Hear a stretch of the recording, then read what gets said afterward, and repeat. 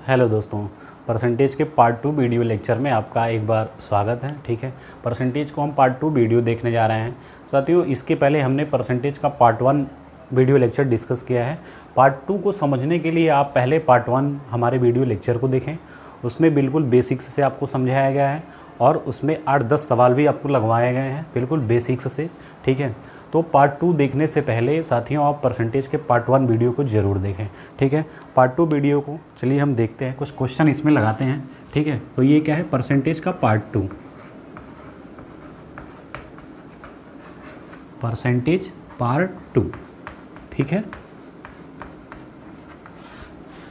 ठीक है, देखिए मेरे पास कुछ क्वेश्चन सीट है। ठीक है, इसको हम डिस्कस करते हैं। ठीक है साथियों, ऐसे क्वेश्चन को करने के बाद आपको दोबारा कहीं से भी परसेंटेज पढ़ने की ज़रूरत नहीं है। ठीक है, आपको ये सारे क्वेश्चन यूपी ट्रिपल सी पेट के एग्ज़ाम में, यूपी एसआई के एग्ज़ाम में, एसएससी बैंक रेलवे के एग्ज़ाम के लिए काफ़ी बेनिफिशियल होंगे। ठीक है, तो एक सवाल हम देखते हैं साथियों। सवाल ये है कि यदि यक्स की वार्षिक आय वाई की तुलना में 20% अधिक है तो वाई की आय यक्स की तुलना में कितने परसेंट कम है।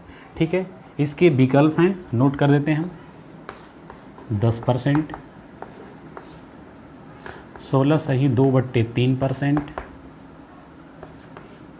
17 सही 1/3%, 20%। ठीक है, देखिए सवाल है यदि यक्स की वार्षिक आय वाई की तुलना में 20% अधिक है। ठीक है, यक्स वाई, अब देखिए 20% क्या होता है, आप जानते हैं कि 20% 1/5 होता है। ठीक है, तो सवाल बोल रहा है कि यक्स की वार्षिक आय वाई की तुलना में 20% ज़्यादा है, तो 5 का 20% क्या होगा, 1। अब देखिए यक्स की आय क्या है, वाई से 20% ज़्यादा है, तो वाई का क्या होगा, 5। ठीक है, और ज़्यादा की बात कर रहा है, यानी कि आप ऊपर एरो लगा देंगे। ठीक है, यानी कि 5 का 20% 1 है, तो यक्स की आय क्या है, वाई से 20% ज़्यादा है, यानी 5 से 1 ज़्यादा क्या होगा, 6 होगा। ठीक है, आगे बोला गया है तो वाई की आय यक्स की तुलना में कितने प्रतिशत कम है। अब देखिए वाई की आय यक्स की तुलना में कितने प्रतिशत कम है, तो पहले देख लेते हैं वाई यक्स से कितना कम है, 1 कम है। ठीक है, अब यक्स की तुलना में कितने परसेंट कम है, तो 1/6 यक्स से तुलना कर रहे हैं, तो 6 नीचे लिख देंगे। ठीक है, और परसेंट तो 100 का गुणा कर देंगे। आप जानते हैं 1/6 की फ्रैक्शन क्या होती है, हमने अभी पहले वीडियो लेक्चर में डिस्कस किया हुआ है। 1/6 क्या होता है, 16 सही 2/3%। ठीक है, ये आपका आंसर है। ठीक है, सवाल देखिए क्या कह रहा था कि आपका यक्स की आय वाई की तुलना में 20% ज़्यादा है, तो 20% क्या होता है, 1/5 ज़्यादा है, यानी कि वाई यदि 5 है तो यक्स क्या है, 1 ज़्यादा है। 5 से 1 ज़्यादा क्या होगा, 6। अब आपसे सवाल पूछा गया था, तब बताइए कि वाई की आय यक्स की तुलना में कितने परसेंट कम है। ठीक है, तो देखिए वाई की आय यक्स से कितना कम है, 1 कम है यक्स की तुलना में, तो 6 को नीचे रखेंगे, परसेंट के लिए 100 का गुणा करेंगे। आप जानते हैं 1/6 क्या होता है, 16 सही 2/3%। ये आपका आंसर हो गया। देखिए हमारे बी विकल्प में ये आपका दिया गया है। ठीक है, 16 सही 2/3%। ठीक है, आगे देखते हैं।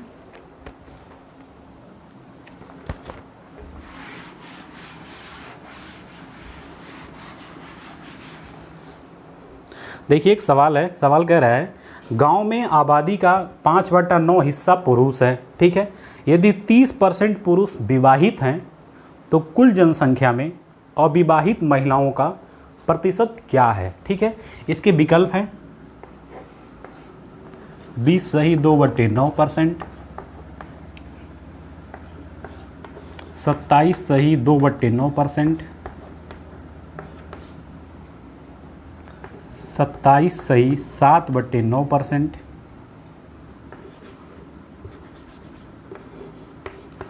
29 सही 2/9%। ठीक है, देखिए सवाल क्या कह रहा था, गांव में आबादी का 5/9 हिस्सा पुरुष है। ठीक है, टोटल आबादी में क्या होंगे, आपके मेल होंगे, फीमेल होंगे। ठीक है, कह रहा है 5/9 हिस्सा, 5/9 हिस्सा क्या है, पुरुष है। यानी टोटल आबादी यदि 9 है तो उसमें 5 क्या है, पुरुष हैं, यानी कि मेल हैं। तो फीमेल कितने होंगे, 9 से 5 हटा देंगे, 4 होंगे।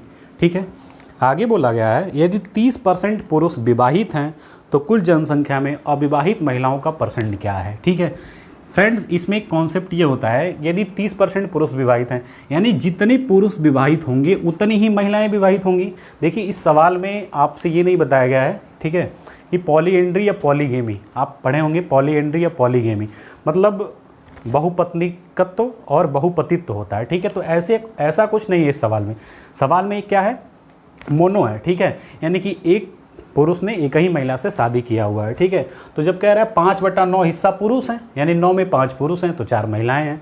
आगे कहा गया कि 30% पुरुष विवाहित हैं, तो जनसंख्या में जो पुरुष की जनसंख्या है उसका 30% पुरुष विवाहित है।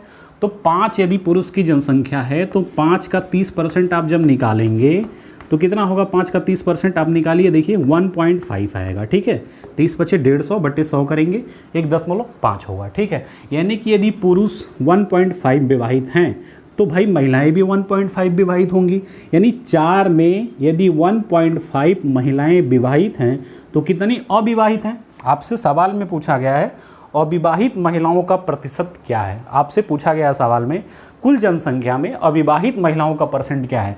तो आप बताइए कि यदि हमारे पास 5 पुरुष हैं और 30% विवाहित हैं तो 5 का 30% कितना हुआ, 1.5, यानी कि 1.5 यदि पुरुष विवाहित हैं तो महिलाएं भी 1.5 विवाहित होंगी, क्योंकि एक पुरुष ने एक ही महिला से शादी किया हुआ है। ठीक है, तो जब आप 4 से 1.5 हटा देंगे यानी विवाहित हटा देंगे तो अविवाहित कितना बचेगा, यहाँ से माइनस कर दीजिए 1.5 तो कितना होगा 2.5, यानी कि 4 यदि महिलाएं हैं तो उसमें 2.5 क्या है, अविवाहित हैं।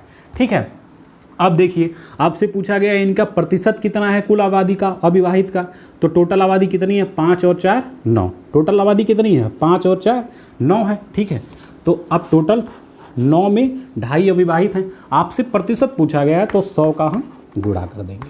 ठीक है, अब देखिए निकाल दीजिए, 2.5 में 100 का गुणा करेंगे 250 बटे 9। ठीक है, भाग देंगे 9 दूने 18, 7 बचेगा 70, 9 सत्ते 63, फिर 7 बचेगा तो 7 बटे 9 हो जाएगा, यानी 27 सही 7/9% टोटल आबादी का 27 सही 7/9% महिलाएं क्या हैं, अविवाहित हैं। ये देखिए आपका आंसर दिया गया 27 सही 7/9%, ये आपका सी विकल्प में दिया गया है। ठीक है, ये आपका आंसर हो गया।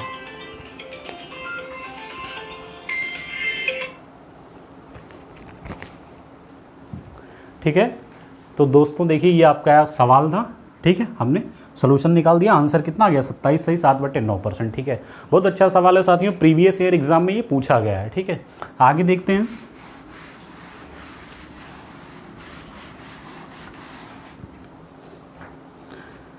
देखिए एक सवाल है, कह रहा है किसी त्रिभुज की ऊंचाई में 37.5%, ठीक है, ऊंचाई में यानी कि हाइट में कह रहा है 37.5% तथा आधार में 45.45% की वृद्धि की जाती है। देखिए ऊंचाई में कितनी वृद्धि होती है, 37.5% वृद्धि होती है, जबकि आधार में कितनी वृद्धि होती है, आधार यानी कि बेस में कितनी वृद्धि होती है, 45.45% की वृद्धि होती है। ठीक है, अभी हमने आपके पहले वीडियो लेक्चर में बताया 37.5% की वैल्यू कितनी होती है, 3/8। ऐसे 45.45% की वैल्यू कैसे निकालेंगे, देखिए अभी हमने आपको बताया है 9.09% आपका कितना होता है, 1/11 होता है। ठीक है, तो आपका 45.45 है ना, यानी कि इसका 5 गुना है। देखिए इसका 5 गुना करेंगे तो ये मिलेगा, ऐसे हम क्या करेंगे, इसका 5 गुना कर देंगे तो 45% की वैल्यू क्या आ जाएगी, 5/11 आ जाएगी। ठीक है, अब आप जानते हैं त्रिभुज का क्षेत्रफल क्या होता है। त्रिभुज का क्षेत्रफल डेल्टा क्या होता है आपका, 1/2 आधार गुणे ऊंचाई, यानी कि 1/2 क्या है, फिक्स है। त्रिभुज का क्षेत्रफल किस पे डिपेंड कर रहा है, आधार पे और ऊंचाई पे, 1/2 तो फिक्स है। अब कह रहा है कि आधार को 45.45% बढ़ाते हैं,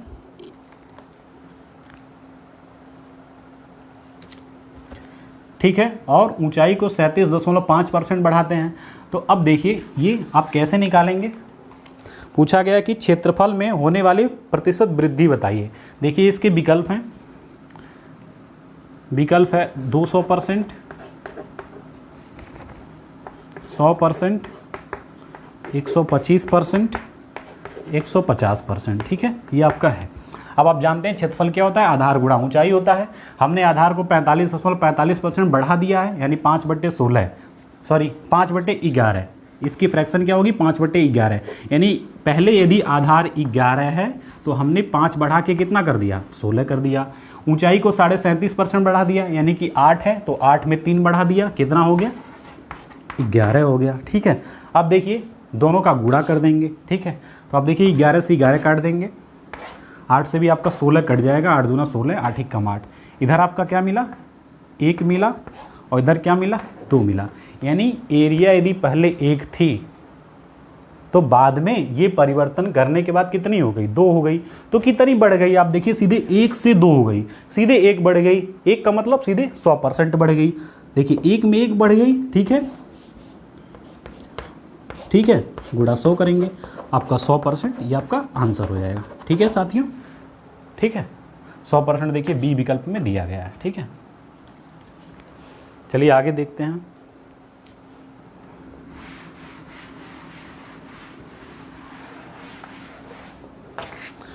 देखिए एक सवाल है, देखिए क्षेत्रफल से ही संबंधित सवाल है, ठीक है। सवाल ये है, आयत की लंबाई में 25% की कमी की जाती है, चौड़ाई में 50% की वृद्धि की जाती है, तो क्षेत्रफल में प्रतिशत परिवर्तन ज्ञात करें। आप जानते हैं आयत का क्षेत्रफल क्या होता है, आयत का क्षेत्रफल बराबर लंबाई गुणा चौड़ाई, लंबाई और चौड़ाई पे डिपेंड करता है। अब कह रहा है कि लंबाई को हम 25% कमी करते हैं। अब देखिए लंबाई 25% कम कर दी जाती है, ठीक है। चौड़ाई की बात कर रहा है, चौड़ाई 25% की वृद्धि कर दी जाती है, सॉरी 50% की वृद्धि कर दी जाती है। तो आप जानते हैं 25% 1/4 होता है, 50% 1/2 होता है। हमने लंबाई को 25% कम कर दिया, देखिए कम कर दिया, यानी पहले 4 था तो 4 का 25% कितना होगा, 1 कम कर दिया, यानी कितना कर दिया, 3 कर दिया। ऊंचाई को हमने 50% बढ़ा दिया, यानी कि 1/2, यानी पहले 2 था तो बाद में 1 बढ़ गया, कितना हो गया, 3 हो गया, ठीक है। गुणा कर देंगे, 4 दूना 8, 3 त्रिके 9। अब पूछा है आपसे क्षेत्रफल कितने % बढ़ गया, तो आप देखिए 8 से 9 हो गया, कितना बढ़ गया, 1 बढ़ गया। 8 में 1 बढ़ने का मतलब 1/8, 1/8 की फ्रैक्शन हमने आपको बताया है। अब देखिए ये आपसे पूछा गया है, इसके विकल्प हैं, सॉरी इसके विकल्प हमने अभी नोट नहीं किए हैं, इसके विकल्प नोट कर देते हैं। देखिए इसके विकल्प हैं 37.5%, 12.5%, 25%, 45%, ठीक है। तो हमने अभी पढ़ा है 1/8 किसके बराबर होता है, 12.5% के बराबर होता है। आपका आंसर हो गया 12.5%, ठीक है।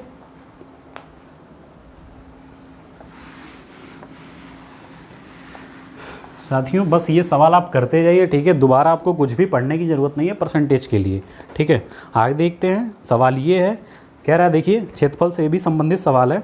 सवाल ये है, आयत की लंबाई 40% तथा चौड़ाई में x% की वृद्धि करने पर आयत का क्षेत्रफल 80% बढ़ जाता है। यक्स का मान ज्ञात करें। देखिए इसमें आपसे यक्स की वैल्यू पूछी गई है, ठीक है। इसके भी विकल्प मौजूद हैं, नोट कर देते हैं। साथियों पहले आप एक बार सवाल को खुद से करने की कोशिश करिए, ठीक है, उसके बाद से मैं आपको सवाल कराता हूँ, ठीक है। देखिए विकल्प क्या है, 40%, 28.56%, 37.5% और 12.5%, ठीक है। ये आपका विकल्प है। सवाल ये है, आयत की लंबाई में 40% तथा चौड़ाई में x% की वृद्धि की जाती है, ठीक है। देखिए 40% यानी कि 2/5 होता है, वृद्धि की जाती है, ठीक है। चौड़ाई में x% की वृद्धि की जाती है, x हमें नहीं पता है, ठीक है, x के बारे में हमें नहीं पता है, x आपसे पूछा गया है। आयत का क्षेत्रफल 80% बढ़ जाता है। ये देखिए ये लंबाई में वृद्धि है और एरिया कितनी बढ़ जाती है, 80%। 80% आप लिखेंगे 4/5, ठीक है। तो अभी आपने देखा है क्षेत्रफल क्या होता है, लंबाई गुणा चौड़ाई। क्षेत्रफल क्या होता है, लंबाई गुणा चौड़ाई। ठीक है, देखिए हमने लंबाई को कितना बढ़ाया, 40%, 2/5, यानी पहले 5 था तो 2 बढ़ के कितना हो गया, 7 हो गया। चौड़ाई के बारे में आपको नहीं पता, चौड़ाई कह रहा है x% बढ़ाया जाता है, तो हम मान लेते हैं कि चौड़ाई x से क्या हो गई, y हो गई। तो आप जानते हैं कि लंबाई गुणा चौड़ाई क्या होता है, क्षेत्रफल होता है। देखिए क्षेत्रफल कितना बढ़ गया, 80%, यानी 4/5, यानी पहले यदि क्षेत्रफल 5 था तो 4 बढ़ के कितना हो गया, कितना हो गया आपका, 9 हो गया। ठीक है, 9 हो गया आपका। देखिए क्षेत्रफल 80% बढ़ जाता है। ठीक है, 9 हो गया। अब देखिए यहाँ से आपको x और y निकालना पड़ेगा। आप जानते हैं 5 का x में गुणा करते हैं तो ये मिलता है, 7 का y में गुणा करेंगे तो ये मिलेगा। अब देखिए यहाँ से हम x और y काउंट करेंगे, निकालेंगे। ठीक है, तो 5x बराबर यदि 5 है तो x बराबर कितना होगा, 1 होगा, होगा ना।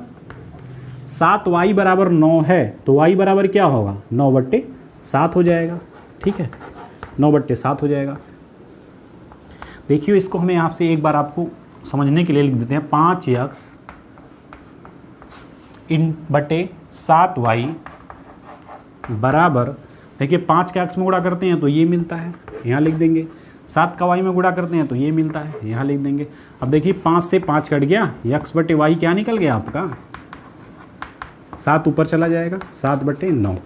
ऐसे देखिए यहाँ आप x/y कैलकुलेट करेंगे तो कितना हो जाएगा, 7, 9, 7 इधर चला जाएगा, 9 इधर आ जाएगा, यानी कि x/y कितना हो गया, 7 संबंधी 9 हो गया।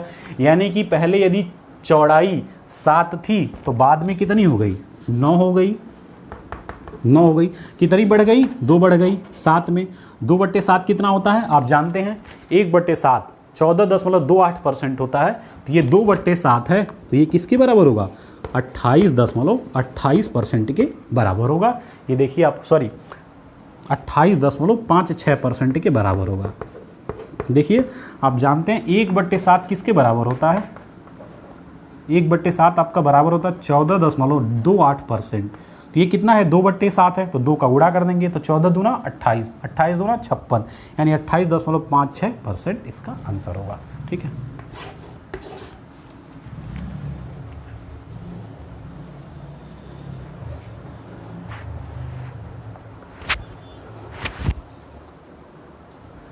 ठीक है, आगे देखते हैं।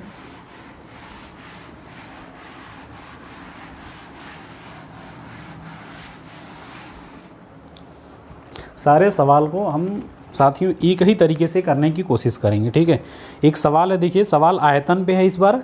सवाल ये है, एक शंकु की त्रिज्या तथा ऊंचाई में क्रमशः 60% तथा 25% की वृद्धि की जाती है। कह रहा है शंकु के आयतन में प्रतिशत परिवर्तन ज्ञात करें। ठीक है,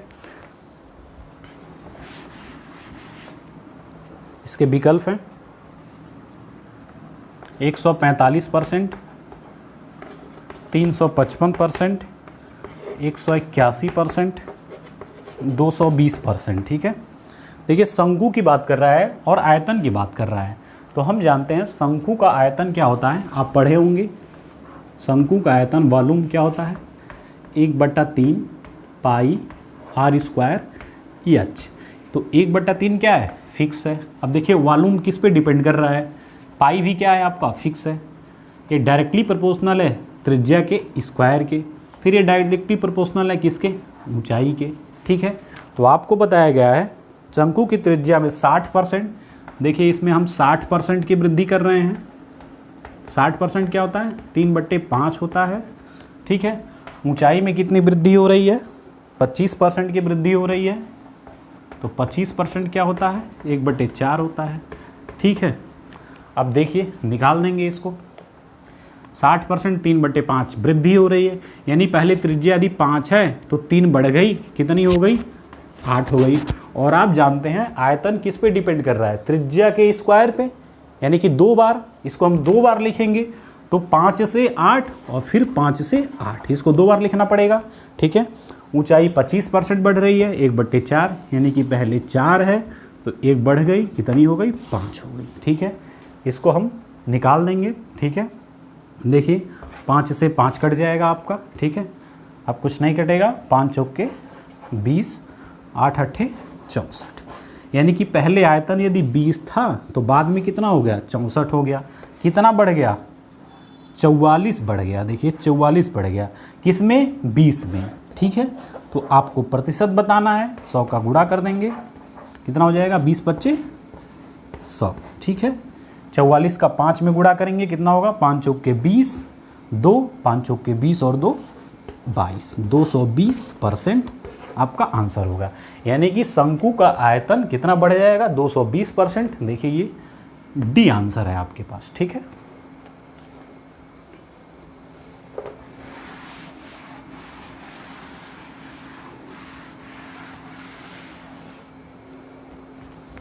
आगे देखते हैं।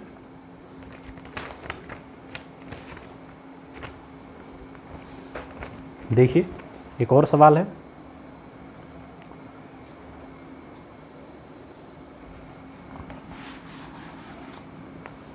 सवाल देखिए आपका इस डिपेंड है, आप जानते होंगे खर्चा बराबर क्या होता है, खर्चा जिसे एक्सपेंडिचर कहते हैं, ये क्या होता है, कीमत गुणा खपत। ठीक है, खर्चा बराबर होता है कीमत गुणा खपत, यानी कि expenditure is equal to price into consumption. ठीक है, इस पे ही आपका बेस्ड सवाल है, कॉन्सेप्ट यही है। देखिए सवाल क्या है, प्याज की कीमत में 50% की वृद्धि हुई, फिर कह रहा है प्याज पर व्यय उतना ही रखने के लिए उपभोग में कमी करने का प्रतिशत क्या होगा। विकल्प है 50%, 33 सही 1/3%, 33%, 30%। ये आपके 4 विकल्प हैं। ठीक है, कह रहा है प्याज की कीमत 50% की वृद्धि हो गई, प्राइस को हमने 50% बढ़ा दिया। अब कह रहा है खपत को कितना घटाना पड़ेगा ताकि खर्चा क्या हो, फिक्स हो, खर्चा उतना ही रहे। कह रहा है कि खर्चा व्यय उतना ही रखने के लिए उपभोग में कमी करने का परसेंट क्या होगा, यानी कि एक्सपेंडिचर क्या है, फिक्स है। और आप जानते हैं एक्सपेंडिचर यदि फिक्स है तो प्राइस और कंजप्शन भी क्या होंगे, फिक्स होंगे, इनका प्रोडक्ट फिक्स होगा। यानी कि प्राइस का जो रेशियो होगा जस्ट उसका उल्टा होगा कंजप्शन का रेशियो। ठीक है, जस्ट उसका क्या होगा, उल्टा होगा। यदि एक्सपेंडिचर आपका फिक्स है तो प्राइस और कंजप्शन का जो प्रोडक्ट होगा वो फिक्स होगा, यानी कि जो प्राइस का रेशियो होगा जस्ट उसका उल्टा क्या होगा, कंजप्शन होगा। तो आप कह रहे हैं कि 50% खर्चा बढ़ गया, 50% कीमत बढ़ गई। ये जो आपकी कीमत है ये 50% क्या हो गई, बढ़ गई। तो 50% क्या होता है, 1/2 होता है। ठीक है, 1/2 होता है, यानी पहले ये क्या थी, 2 थी तो 1 अब बढ़ गई, 2 से क्या हो गई, 3 हो गई। अब आप जानते हैं ये प्राइस का रेशियो है, तो कंजम्पशन का रेशियो जस्ट क्या हो जाएगा, इसका उल्टा हो जाएगा। उल्टा बोले तो कंजप्शन का रेशियो 2 से 3 हो गया, तो ये क्या हो जाएगा, 3 से 2 हो जाएगा। ठीक है, 3 से कितना हो जाएगा, 2 हो जाएगा। अब कह रहा है कि आपको उपभोग में कमी करने का परसेंट क्या होगा, यानी कोई चीज़ यदि पहले 3 थी अब 2 हो गई, कितनी कम हो गई, 1 कम हो गई। 3 में 1 कम होने का मतलब क्या हुआ, 1/3 का परसेंटेज आप जानते हैं, 33 सही 1/3%। ठीक है, ये देखिए बी में आपका मौजूद है। ठीक है, ये आपका आंसर हो गया। ठीक है, इस कॉन्सेप्ट को साथियों हम समझ लेते हैं एक बार फिर से। देखिए होता क्या है, खर्चा बराबर कीमत इंटू खपत होता है, expenditure is equal to price into consumption. Expenditure यदि आपका फिक्स है, खर्चा उतना ही रखना है आपको, तो प्राइस यदि बढ़ गई है तो खपत को घटाना पड़ेगा। यानी कि प्राइस और खपत, जो प्राइस और कंजप्शन है इसका प्रोडक्ट क्या होगा, फिक्स होगा। जब प्रोडक्ट फिक्स होगा तो जो प्राइस का रेशियो होगा जस्ट उसका उल्टा क्या होगा, कंजम्पशन होगा। तो प्राइस देख रहे हैं 50% बढ़ गया, यानी कि 1/2 50% की वैल्यू होती है, यानी प्राइस 2 से क्या हो गई, 1 बढ़ गई, कितनी हो गई, 3 हो गई। अब कंजप्शन जस्ट इसका उल्टा हो जाएगा, 2 से 3 हुआ तो कंजप्शन 3 से 2 हो जाएगा। अब देखिए 3 से 2 होने में कितना कम हो गया, 1 कम हो गया। कोई वैल्यू यदि 3 में 1 कम होती है तो 100 में कितनी कम होगी, 33 सही 1/3, यही परसेंट हो जाएगा, आपका आंसर हो जाएगा। ठीक है, आगे देखते हैं। इस सवाल को एक तरीके से और हम समझ लेते हैं। देखिए क्या है सवाल, बिल्कुल इजी कर लेते हैं। ठीक है, कह रहा है कि खर्चा आपका प्राइस आपका 50% बढ़ गया, यानी पहले आपका 100 था तो अब कितना हो गया, 150 हो गया। अब क्या रहा, हमें खर्चा उतना ही रखना है, यानी कि 100 से 150 नहीं खर्च करना, हमें 100 ही खर्च करना है, हमें 150 नहीं खर्च करना है। तो कितना कम करना पड़ रहा है, 50 कम करना पड़ रहा है। किस में, 150 में। अब देखिए 50/150 लिखेंगे, फिर वही बात होगी 1/3, और इसका क्या हो जाएगा, 33 सही 1/3% हो जाएगा। ठीक है,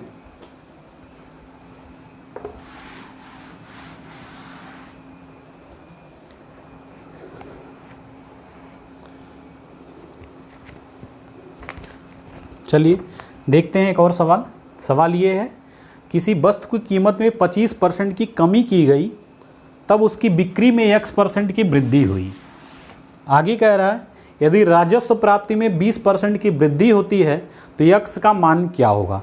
अब देखिए राजस्व प्राप्ति, यानी कि राजस्व क्या होता है, रेवेन्यू। ठीक है, रेवेन्यू इज इक्वल टू क्या होता है, प्राइस इंटू सेल, बिक्री, है ना, प्राइस इंटू सेल, यानी कीमत गुणा बिक्री, आपका क्या होता है, रेवेन्यू। ठीक है, अब देखिए कह रहा है कि वस्तु कीमत में 25% की कमी की गई, प्राइस 25% घटा दिया गया, ये प्राइस है 25% घटा दिया गया, बिक्री में X% की वृद्धि हो गई। सेल के बारे में हमें नहीं पता, X% की वृद्धि हो गई, कितना वृद्धि हो गई ये नहीं पता, हमें निकालना है। ठीक है, आगे कह रहा है राजस्व प्राप्ति में 20% की वृद्धि होती है, यानी कि रेवेन्यू जो आपका जनरेट होता है वो 20% बढ़ जाता है। 20% क्या होता है, बढ़ जाता है। आप जानते हैं रेवेन्यू बराबर क्या होता है, प्राइस इंटू सेल। अब देखिए प्राइस 25% कम हो गई, 25% की फ्रैक्शन क्या होती है, 1/4, यानी 4 से 3 हो गई। सेल के बारे में हमें नहीं पता, कह रहा है X% बढ़ गया, मान लेते हैं X से Y बढ़ गया।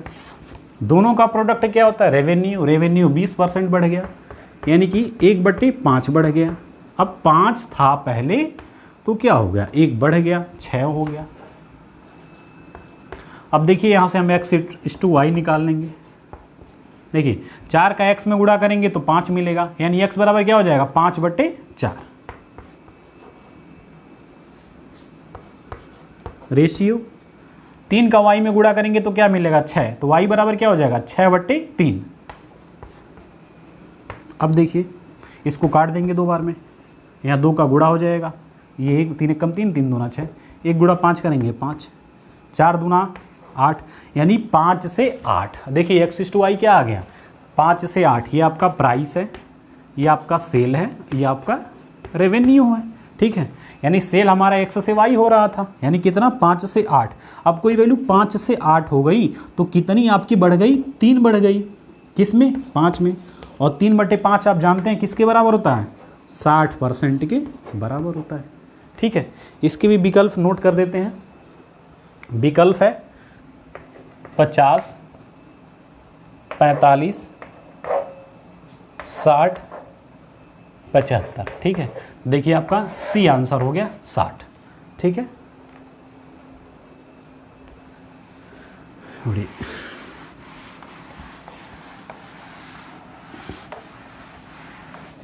चलिए एक और सवाल देखते हैं। देखिए सवाल क्या है, बिल्कुल इसी कॉन्सेप्ट पे सवाल है।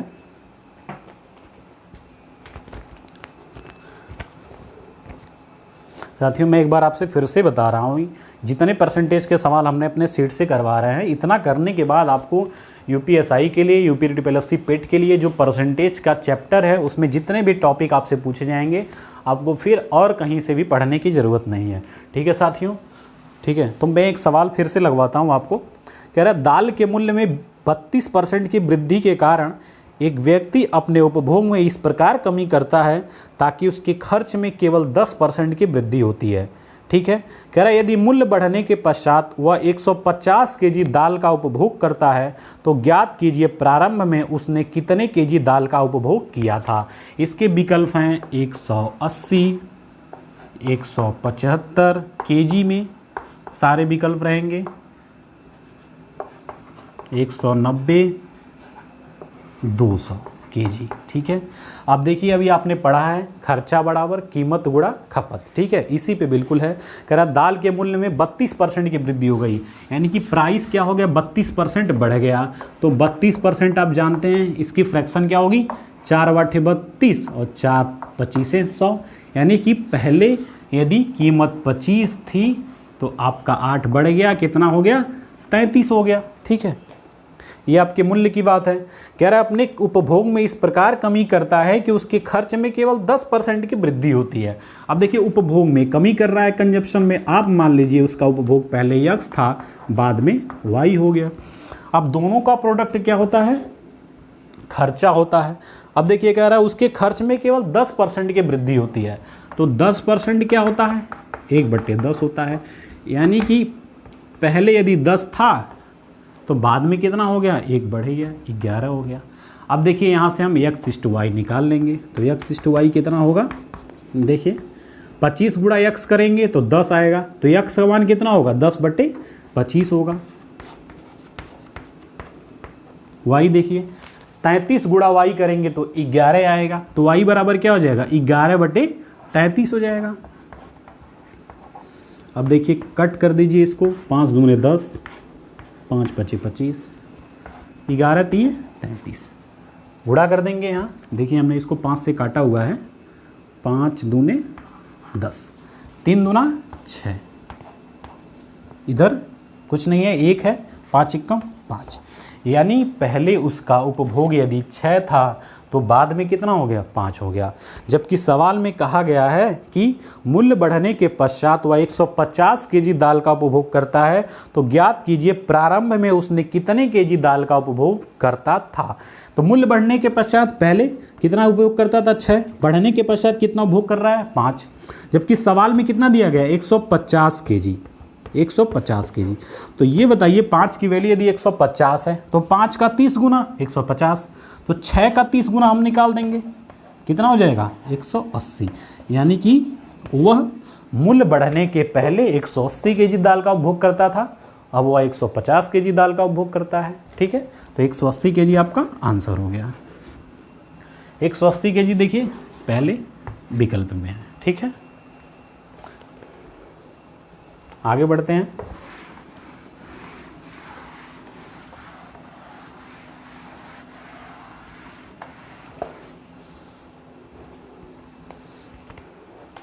देखिए एक और अच्छे सवाल को मैं कराता हूँ।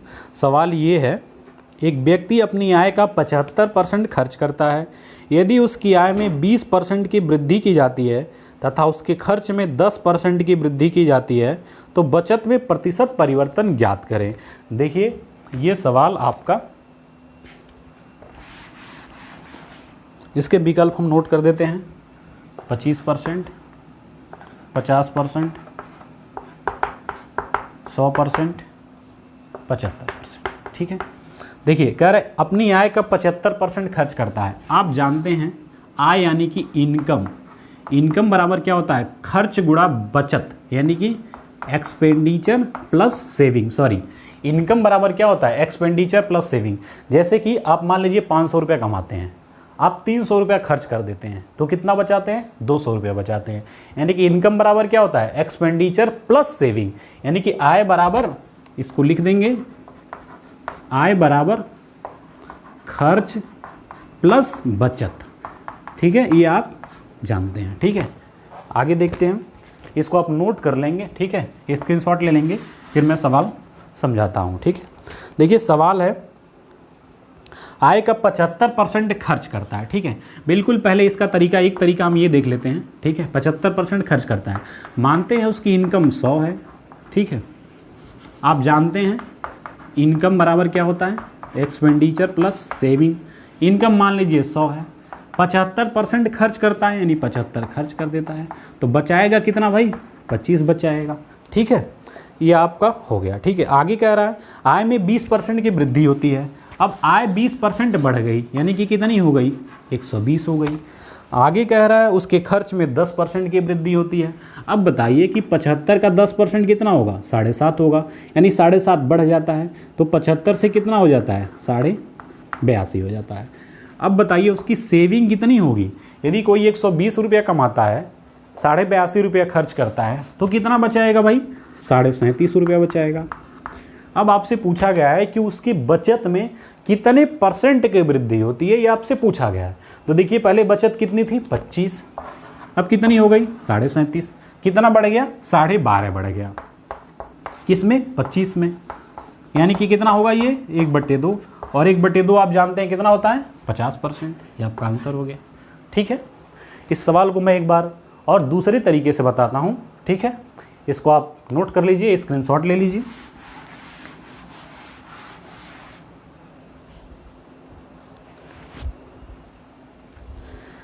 देखिए इस सवाल का दूसरा मेथड क्या है, बिल्कुल आसान है। ठीक है, देखिए कह रहा है कि आय का 75% खर्च करता है, यानी कि 75% आप जानते हैं कितना होता है 3/4 होता है, यानी उसकी इनकम यदि 4 है तो 3 क्या करता है खर्च करता है। इनकम 4 है, 3 खर्च करेगा तो 1 बचाएगा। अब देखिए इसको बिल्कुल हम बॉक्स बना के कर लेंगे, कैसे देखिए ऐसे हम बॉक्स बना देंगे। ठीक है, इनकम कितनी है 4 है तो 4 बॉक्स ऐसे हम कर देंगे। ठीक है, इनकम 4 है, ये सारे खाने आपके क्या होंगे इनकम के होंगे। ठीक है, 4 इनकम के खाने हो गए। खर्च कितना करता है 4 में 3, तो 3 क्या होंगे खर्च के खाने हो जाएंगे, एक्सपेंडिचर के हो जाएंगे, और एक जो बचा है किसका हो जाएगा सेविंग का हो जाएगा, बचत का। ठीक है, अब देखिए इसको हम कैसे करते हैं। कह रहा है उसकी आय में 20% की वृद्धि होती है, तो इनकम के कितने खाने हैं 4 खाने हैं, सबको 20-20 बढ़ा दीजिए, बिल्कुल आसानी से आप कर लेंगे। एक्सपेंडिचर में क्या आ रहा है 10% की वृद्धि होती है, एक्सपेंडिचर देखिए 3 खाने हैं, सबको 10-10 बढ़ा दीजिए। अब कह रहा है सेविंग, कितने % सेविंग में वृद्धि होगी आपसे पूछा गया है। अब बताइए 20-20-20 कितना होगा 80, 10-10-10 कितना होगा 30, घटा दीजिए। भाई इनकम में से एक्सपेंडिचर घटाएंगे तो सेविंग बचेगा ना, क्योंकि आप जानते हैं इनकम बराबर क्या होता है एक्सपेंडिचर प्लस सेविंग होता है, तो इनकम से जब एक्सपेंडिचर घटाएंगे तो सेविंग मिलेगा। भाई इनकम कितना हुआ 80, एक्सपेंडिचर कितना है 30, घटा दीजिए कितना आ जाएगा 50% सेविंग हो गया। सेविंग के एक ही खाने हैं तो बस एक खाने में 50 लिख देंगे, देखिए 50% निकल गया आपका। ठीक है, बिल्कुल आसानी से कर लेंगे ऐसे। ठीक है,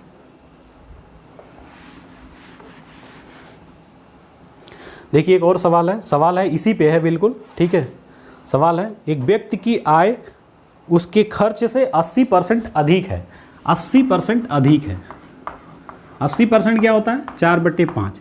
एक व्यक्ति की आय उसके खर्च से 80% ज़्यादा है, यानी कि उसका खर्च यदि 5 है, एक्सपेंडिचर कितना है 5 है, तो उसकी आय कितनी है 80% ज़्यादा है खर्च से, यानी 5 का 80% 4 ज़्यादा है।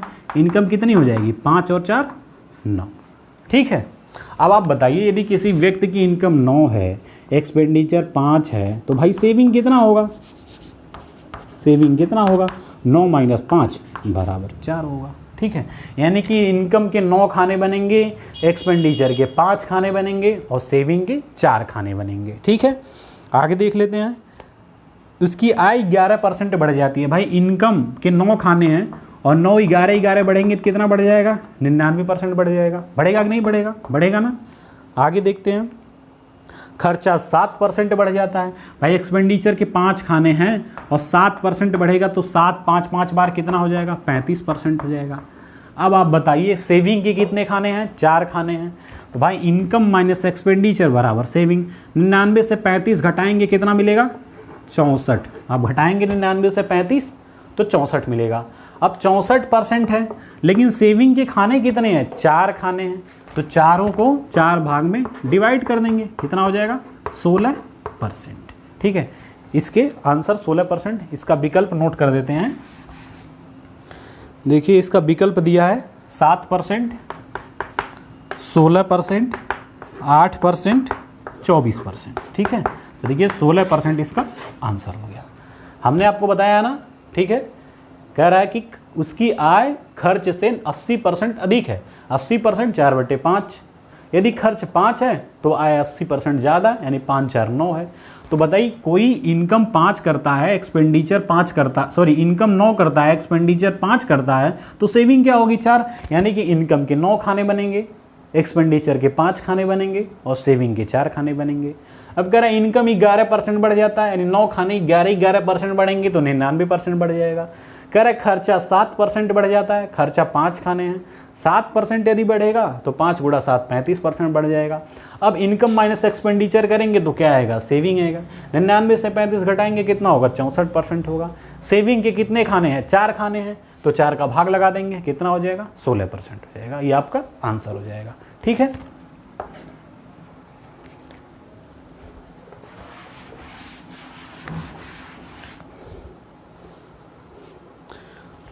चलिए एक सवाल और कर लेते हैं। सवाल ये है, एक देखिए बिल्कुल ये थोड़ा सा अलग सवाल है, ठीक है, कोई नहीं, परसेंटेज में ऐसे ही सवाल पूछे जाते हैं।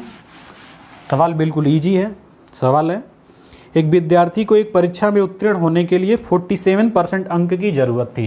एक विद्यार्थी को परीक्षा में पास होने के लिए 47% अंक की ज़रूरत थी। आगे कह रहा है वह 29% अंक लेके आया तथा वह 54 अंकों से अनुत्तीर्ण हो गया। लेके कितना आता है, 29%, लेकिन 54 अंक से फेल हो जाता है। कह रहा 47, पास होने के लिए कितने चाहिए, 47%, लेकिन पाया कितना, 29%। तो कितने अंकों से फेल हो गया, 54 अंकों से फेल हो गया।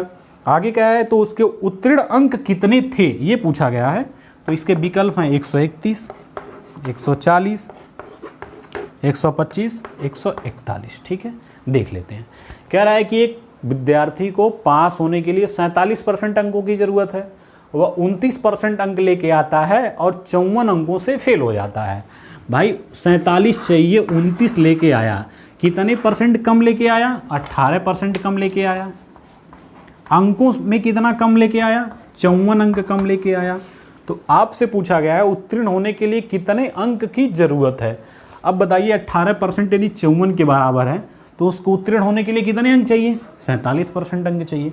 तो 18 तिये 54, तो 47 तिये हम निकाल देंगे, कितना हो जाएगा, 47 गुणे 3 करेंगे 141। यानी कि यदि 18% 54 है तो 47% 141 है। यानी इसको पास होने के लिए कितने अंक चाहिए, 141 अंक चाहिए। देखिए ये आपका डी है। ठीक है,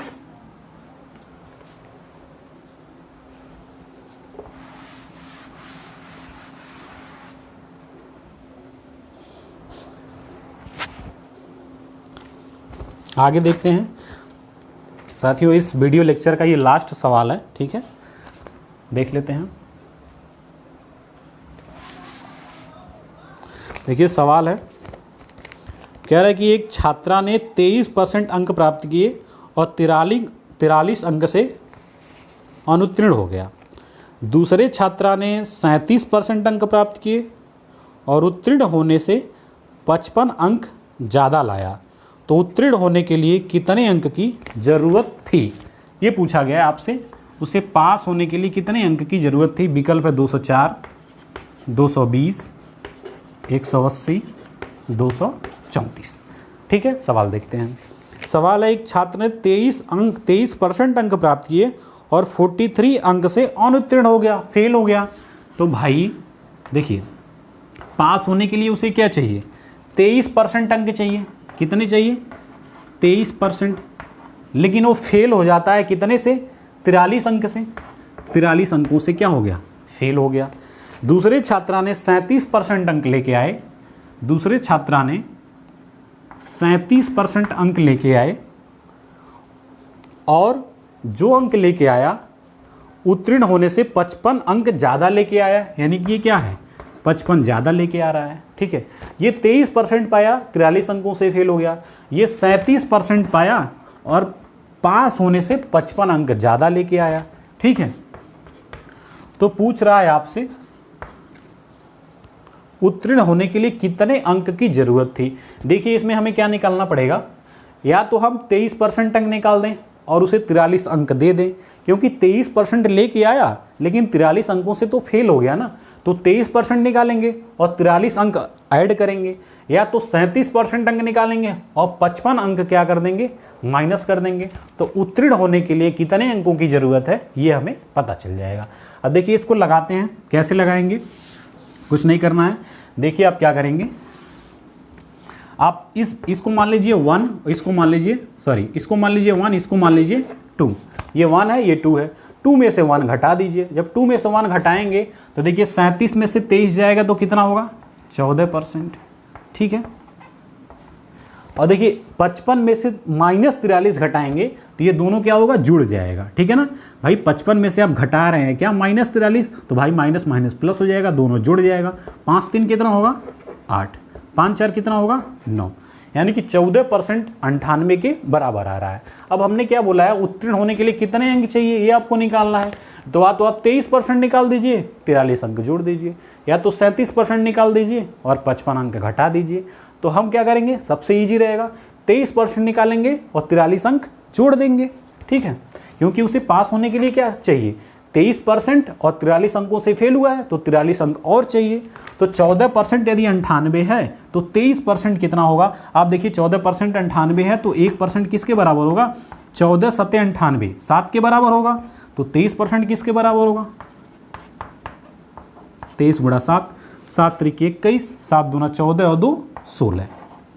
ठीक है ना, 161। ठीक है, 23% 161 के बराबर हो गए। अब आप 23% निकालें, उत्तीर्ण होने के लिए अंकों की कितनी ज़रूरत है, 23% चाहिए और 43 अंकों से फेल हुआ है तो 43 अंक और चाहिए। तो 23% 161 है, 43 अंक हम इसमें और ऐड कर देंगे तो कितना हो जाएगा, 3 1 4, 6 4 10 को 0, 1 कैरी हुआ, 1 1 2, 204।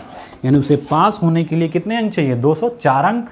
ये देखिए आपका पहले में मौजूद है। ठीक है साथियों, हमने आपको सारे क्वेश्चन को डिस्कस कर दिया है। ठीक है, वीडियो लेक्चर 2 में परसेंटेज के, आपको परसेंटेज अब कहीं से भी पढ़ने की ज़रूरत नहीं है।